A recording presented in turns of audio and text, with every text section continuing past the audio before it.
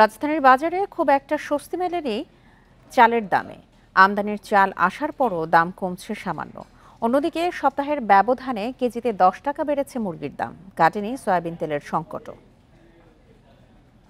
বাজারে চালের মজুদে ঘাটতি নেই, কেনা যাচ্ছে প্রয়োজন অনুযায়ী, তবে স্বস্তি নেই দামে। গত সপ্তাহের চেয়ে মানভেদে কেজিতে 1 থেকে 2 টাকা কমেছে চালের দাম। মোটা চাল বিক্রি হচ্ছে 52 থেকে 54 টাকা কেজিতে। সরু চালের জন্য গুনতে হচ্ছে 70 টাকার উপরে। বিক্রেতাদের দাবি, আমদানির চাল বাজারে আসছে, তাই সামনে দাম আরও কমতে পারে। মহা বেশি করিয়া ফেলাইছে, 50 পয়সা কমাই, 1 টাকা কমাই, 10-12 টাকা বাড়াইয়া। বাইরে থেকে মালটা ইম্পোর্ট করানো মোটামুটি চালের বাজারটা একটু বাড়ি খেয়েছে, নইলে এক চাল আটার চাল এখন 70 টাকা কেজি হতো, মোটা চাল 60 টাকা আসতো। এই জন্য এখন ওই চালটা আসাতে মিনিকেট 80 টাকা, ভালো নাজির চাল 80 টাকা, নর্মাল নাজির চাল 70 টাকা 75 টাকা। এদিকে রোজা যত এগিয়ে আসছে ততই ঘনীভূত হচ্ছে সয়াবিনের সংকট। একে কৃত্রিম সংকট তৈরি করে দাম বাড়ানোর পায়তারা বলছেন বিক্রেতারা।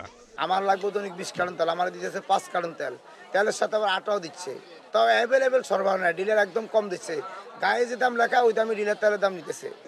অন্যদিকে গত সপ্তাহে যে ব্রয়লার মুরগি বিক্রি হয়েছিল 180 টাকা কেজিতে, এখন সেজন্য গুনতে হচ্ছে 190 থেকে 200 টাকা।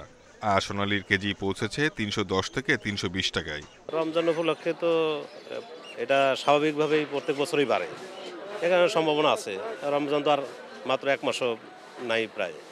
তবে স্বস্তি রয়েছে সবজির দামে। গত সপ্তাহের চেয়ে কেজিতে 5 টাকা কমেছে আলু পেঁয়াজের দাম। আলুর কেজি 18 থেকে 20 টাকা, আর পেঁয়াজ কেনা যাচ্ছে 45 টাকা কেজিতে।